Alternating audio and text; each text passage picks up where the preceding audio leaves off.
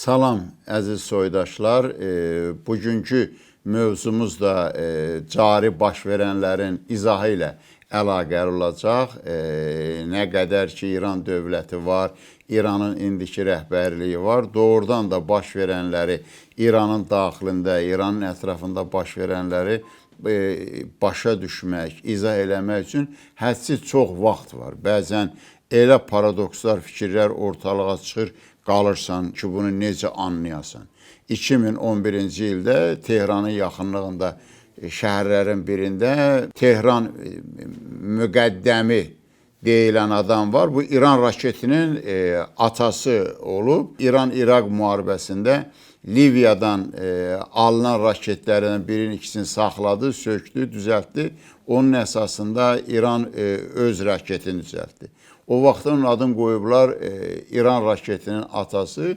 İndi siz təsəvvür edin, bu 80-ci illər hara, 2011-ci ildə partlayış oldu. 27 gərək İran hərbisi, o cümlədən Allah rəhmət eləsin, elə Tehran müqəddəmi də onun içində olmaqla rəhmətə getdilər.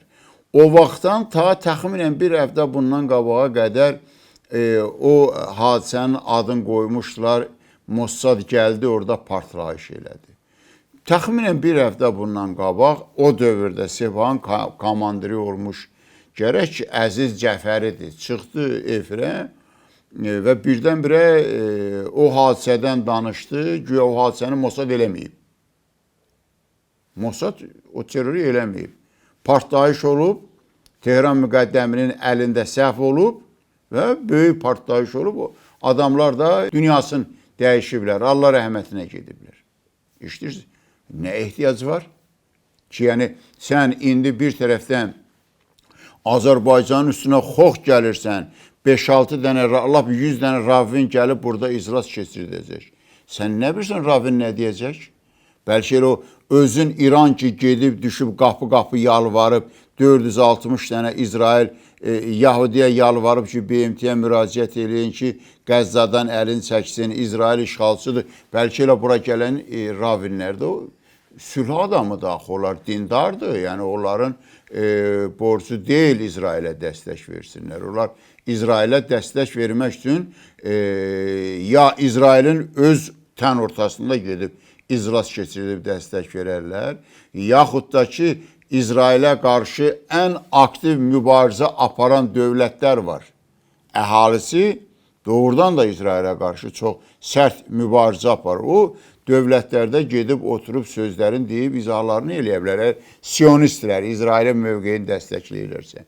Yox, əgər özləri bilərəkdən müsəlman ölkəsini seçibsələr, və onlar Azərbaycanın parametrinə bələddirlər. Onlar bilirlər ki, yəni, Azərbaycan heç kəsin sözü ilə, heç kəsin üstünə vuruşmağa getmir. Ravinlər özü Azərbaycanla bağlı çox şeyi bilirlər. 2005-ci ildə İlham Əliyev ABŞ-da səfərdə idi. Prezident Bushla görüşdü. Bush dedi ki, ərazindən İranı vuracam. Orada Bush'a da dedi, sonra çıxdı Ağ Evin bağçasında, bizdə o söz Rus dilindən keçmədi, Lujaykasında jurnalistlərə açıqlama verdi ki, Azərbaycanın arasından heç bir dövlətə, xüsusən İrana qarşı hücum olmayacaq, imkan verməyəcəm. İlham Əliyevin sözüdür. Bunu Ravin bilir. İndi Ravin belə vəziyyət yaranıb, gəlir Azərbaycana, desin ki, vuraq İranı. Yəni, İranın düşüncəsi budur. Özü gün axşama qədər təbliğ eləyir ki, elə yahudilər var, onlar Fələstinlərə çörək veriblər. Onlar Amerikada, yaxud İsraildə hardasa işlərin buraxıb gəlib Fələstində məktəb açıblar, xəstəxana açıblar. Yahudilərdən danışıram, İndoneziyadan danışmıram. İranın bir dənə bir obyekti yoxdur. Xəstəxanası Qəzzada yoxdur, amma başdan ayağa baxırsan Qəzza İndoneziyanın xəstəxanası, uşaq bağçası, məktəbinə, hər şey doludur İndoneziyinin. Yəni, İranın bu düşüncəsidir. Ona görə biz çox, belə deyək də, sərvaxt olmalıyıq. Bizim dilimizdə elə fars dilindən və yaxud ərəb dilindən keçmə sözdür, sərvaxt. Bizim də dilimizə yarayır. Sərvaxt olmalıyıq. Bilməliyik ki, İran Azərbaycandan ötürü özünü öldürə bilər. Dediyim sözü bir də təkrar edirəm. Bugün dünyanın iri dövlətləri, ABŞ, Rusiya, İngiltərə İrana qarantiya verər ki, sən bugün öl, özünü öldür. Biz 50 ildən sonra Azərbaycanı öldürəcəyik. İran bugün özünü öldürər. Yəni İranın Azərbaycan xalqı, Azərbaycan Respublikasından başqa problemi yoxdur. Çünki İran bugün şiəli ilə, belə deyək də, şiəlikdən pul qazanır. Cobut deyək. Şiəlikdən hakimiyyət üçün istifadə edir. Kimdir şiəliyin yiyəsi? İranlı deyil ki, Azərbaycanlıdır. Şah İsmail Xətai. Vilayəti bunu elan elədi. İrana xəcalətdir bu. İran Firdosinin o Fars tör-töküntüsü, Farsçılıq ideyasının tör-töküntüsünü bal kimi qəbul edir. Bunu dünyanın ən böyük ideologiyası hesab edir. Oxuyun. Orada İslam yoxdur. Fəxr edir ki, bir kəlmə ərəb sözü işlətməmişəm. İslam dini yoxdur. Eşidirsinizmi? İrana bu lazımdır. İrana Azərbaycanlının gətirdiyi şiəlik lazım deyil. İmam Cəfər Sadiqin ətrafında baş verənlərlə bağlı hamımızın demək olar ki, böyük əksəriyyətin məlumatı var. Mənim fikrim o təriqət, bu təriqət belə şeylər danışmaq deyil. Mənim əgər imkanım varsa, ümumiyyətlə mənim mövqeyim ondan ibarət ki, hər kəsən öz əqidəsinin, öz təriqətinin, dininin güclənməsi istiqamətində fəaliyyət göstərməlidir. Bununla və bununla da fəxr edirəm ki, biz Azərbaycanlı, o cümlədən siz oradakılar, Müsəlman dünyası içərisində ən seçilən millətlərdənsiz. Baxın, Allah Teala birinci dövləti bizə verdi. O biri müsəlman millətlərinə yox. Birinci universitet bizdə olub, birinci rabitə. Dünyanın o dövr üçün mütərəqqi nə texnologiyası varsa bizdə olub. Qadın azadlığı bizdə olub. Böyük nemətdir. Bizim inkişafımızın əsas stimuludur. Eşidirsinizmi? Fəxirdir bu bizim üçün. Bu Azərbaycanlı milləti üçün fəxirdir. İran bunu qəbul edə bilməz. Başda otur. Baxmayaraq ki, Azərbaycanlıdırlar böyük əksəriyyəti. Amma onlar üçün əsas məsələ çürük Fars millətinə xidmət eləməkdir. Birinci yerdə gücdür. İkinci yerdə Azərbaycana nifrətdir. İndi onlar üçüncü, dördüncü yerdə belə deyək ki, yəni Allah Teala gəlib dayana bilər üçüncü, dördüncü yerdə. Və mənim bugünkü məqsədi də belə başlamağımın əsas səbəbi hal-hazırda İran az qala öz istədiyinə nail olmaqdır. Bizim Türkiyə ilə münasibətlərimiz müstəqillik illərində, yəni Azərbaycan müstəqil olduqdan sonra bizim münasibətlərimiz heç də yarandığı gündən hamar olmayıb.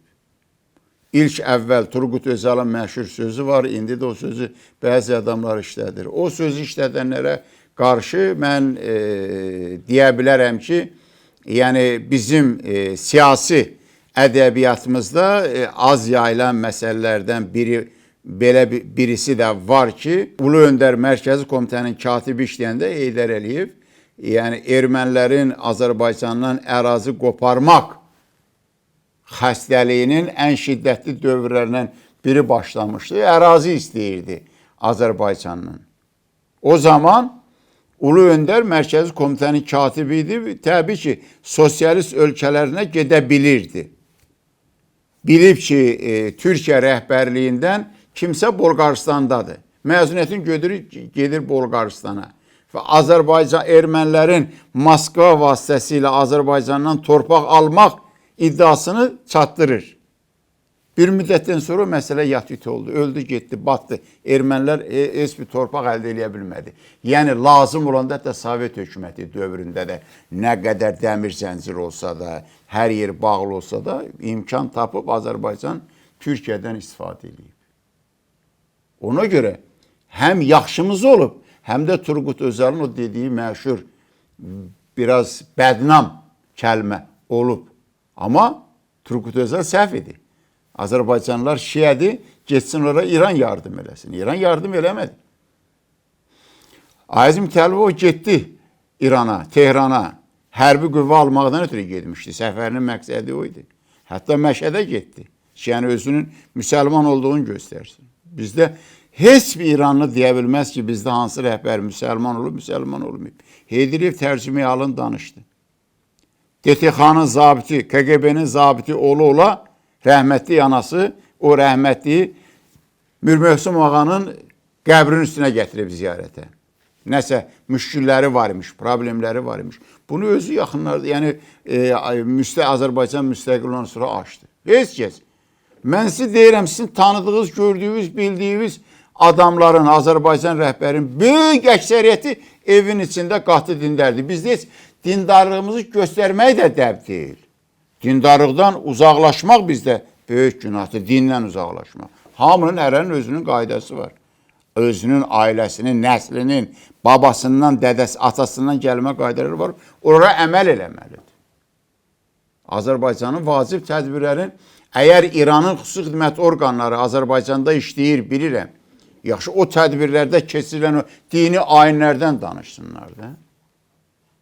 Bizim kinomuz da, Sovet dövründə, kinomuz da, elmimiz də, hər mədəniyyətim, hər şeyimiz öz kimliyimizi qorumağa xidmət edib. İndi İran, Türkiye'nin Azərbaycan arasında qarşılıqlıq, gərginlik yaratmaq üçün fürsət göz. Güya İsrail Türkiye ilə yola getmir, mübarizədədir. Azərbaycan məhz Türkiyə görə İsraildən əl çəkməlidir. Ne üçün əl çəkməlidir? Çünki İran özü İsrailə nökər olmaq istəyir. İranın bu dəqiqə ən böyük nostalgisi o İsraillə bir yerdə, İsrail qabağında ərəbləri məhv eləyib. O günlərdən ötürü İran dağılır. İranın darıxdığı o günlərdə. Amma nə qədər ki Azərbaycan İsraillə müttəfiqdir, dostdur, münasibətləri var, İran ola bilməz. Ümumiyyətlə, İran İsraillə tək dost olmaq istəyir. Vəssalam. Erdoğan Amerika prezidenti ilə səsin qaldırıb danışanda İran saytları, İran mətbuatı Erdoğanın İsrail generalı formasında şəklin verirdilər. Erdoğan neçə dənə Amerikaya neçə dənə layihəni batırıb həmin o İsrailin əleyhinə olduğuna görə. Amma İran deyir, yox, bu İsrailə xidmət eləyir. İsraillə bir yerdədir. Gedib Sebahın telegram kanallarını axtarsınlar, İranın mətbuatını axtarsınlar. Görün nə qədər Erdoğanın İsrail generalı formasında fotosu var, şəkli var. Yəni İranın məqsədi budur. İran qədər, inanın, anti-müsəlman ikinci dövlət yoxdur. Bəlkə də müsəlman dünyasına xristianlıq tərəfdən hücumun azalması Hristiyan dünyasının İranı tanımasına görədir. Çünki Esseri dağılandan sonra dedilər ki, dünya mübarizəsiz dayana bilməz. Amerika, qərb dünyası da Esseri dağıldı. Bundan sonra gücünü vuracaq İslam dünyasına qarşı. Amma görürsünüz ki, o yoxdur. Çünki bilirlər ki, İslam dünyasında tək bir dənə İran var. İran ömrü boyu İslamı qəbul edə bilməz. Sadəcə İslam ona bugün hakimiyyətdə qalmağa lazımdır, nəsə vəsait qazanmağa lazımdır. Ona görə özün İslam kimi göstərir. Ərəblərlə bağlı filmlər çəkilib. İranda dini filmlər çəkilib. Ərəblər nə günə salınır orada? O cümlədən Türkiyə. Türkiyə ilə də münasibəti belədir. İndi yeganət dövrdür ki, çox böyük şans yaranıb ki, yaxın şərqdə, mərkəzi, Qərbi Asiyada, Ön Asiyada prosesləri sülh yolu ilə dinc variantda tənzimləmək mümkündür. İsrailin Qətərə atəşi bunu Trump'ın beyninə bunu yer edib. ABŞ başa düşür ki, İsrail hərbi yolla özünü ərəb dövlətlərindən güclü göstərə bilməyəcək. Dünyanın özünü idarə etmə prosesləri var, qaydaları var. İqtisadiyyat artıq öndədir. Ərəblərdə neft var, ərəblərdə pul var. Amerika böyük ambisiyalar qoyub qabağına. O ambisiyalar üçün pul lazımdır. Gəlir ərəblərdən pul alır. Və bu adı nətər deyəcək ki, İsrailə sən gid o ərəbi vur. Mən pul almışam, sən gid o ərəbi vur. Trump'a lazımdır. Ərəb hələ 20 ildə, 30 ildə elə Amerika üçün sponsorluq eləsin. Çünki müharibəni azaltmalıdır. İran bu qayda qanuna inansın. Yaxşı qayda qanuna inanmır. Çok güzel. Səudi Ərəbistan ilə Pakistan müqavilə imzaladılar. İsraildən qorunmaq üçün, yaxın şərqdə ümumiyyətlə bir-birinin qarşılıqlı müdafiə eləmək üçün. İran izah edə bilərmi ki, niyə görə o müqaviləyə qoşulmur? İrana sakit, davasız İsrail lazım deyil.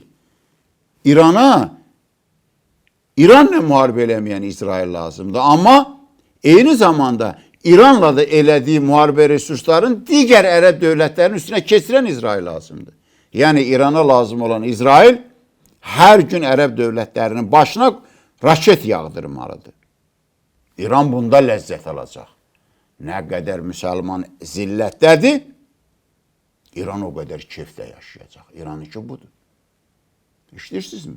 İndi Pakistan, İsrailin, yenə dedim, bayaq dedim, Trump'ın da arzusu belədir. Amma Pakistanın Səudi Ərəbistanla müqaviləsi bu arzunu elə bil ki, reallaşdırdı. Amma yəni müsəlmanlar üçün reallaşdırdı. İşləyirsinizmi? Amma İran bundan narazıdır. İran deyir, Pakistan qoşun verə bilər Səudi Ərəbistanla. Amma qoşun verəcək Husiləri qırmaqdan ötürü. Yəni bilinir ki, Səudi Ərəbistan ilə Husilər yola getmir. Vaxtilə aralarında hərbi əməliyyat olub, Husilər məğlub olmadı. Səudi Ərəbistanı qələbə çala bilmədi. İran demir, Pakistan Səudi Ərəbistanını İsraildən qoruyacaq. Yox. İran deyir ki, Pakistan Səudi Ərəbistanının sözü ilə gedib Husiləri qıracaq. Çünki özü o niyyətdə olan adamdır. İsrailin 12 günlük müharibəsində İran 3 qrup İsrail kəşfiyyatçısını kəşf elədi. Biri İranın özünün vətəndaşları idi. İndi də tutur, həbs eləyir, axtarır, tapır. İkincisi Əfqanlar idi, güya. Demə Əfqanları qovmaq istəyirmiş. Başına olmazını önünü açdı. Əfqanlar da bu Talibanın əlindən qaçıb İranın ərazisinə gəlmişdilər. Gələn Əfqanların da böyük əksəriyyəti Xəzərilər və yaxud Şiələrdir. İranları qovdu, dedi, bunlar İsrailin casusudur. İsrailin əgər Əfqan casusudursa, 5 milyon Əfqan var İranın içində, onun milyon yarımını qovdu. Elə milyon yarıma İsrail silah verirdi, özü oradan, bura raket niyə gətirirdi ki İsrailə? Niyə açırdı, elə Əfqana verərdi? Milyon yarım Əfqan, hamısı da döyüş təcrübəsi keçmiş adamlardır. İranı 1 saat, 2 saat ərzində lazım olan yerinə qoyardı. Talibanın komandirlərindən birinin dediği sözü yada salın. Dedi ki, bizə rəhbərimiz göstəriş versin. İran 1 ya 2 günlükdür. Bu Əfqandır. Bu ikinci qrup. Zorla qovdu, çıxartdı onları. Elə zülm elədi, Əfqanları öz ərazisindən çıxardanda. Onlar deyirəm, Talibanla bu İranda yaşayan, İrana qaçıb gələn Əfqanlar düşmənidir. Talibanın onlara rəhmi gəldi.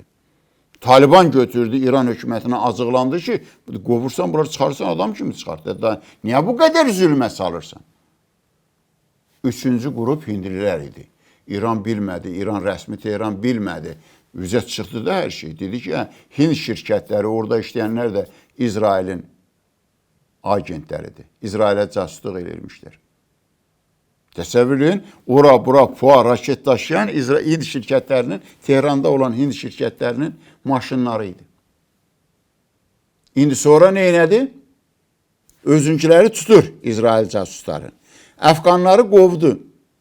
Hind şirkətlərinə əlavə iş tapşırdı. Hindistan neynədi? Hindistan getdi İsraildən Barak E8M o dəmir günbəz sistemləri aldı. 8 dənə elə müqavilə bağlanıb. İran neynirdi? İran deyirdi ki, İsrail da müharibədə pulsuzlaşıb acından öləcək. Hələ bir 8 dənə Barak 8M hesablayın, neçə milyard eləyir.